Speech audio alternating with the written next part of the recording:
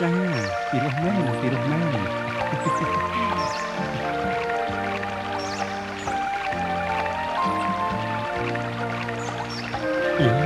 ងមិនស្មានថា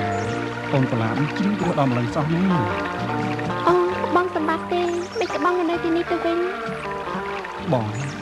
បានស្ដាប់នឹងអស់ហើយចំណុចចិត្តបងក៏ដូចអូនដែរ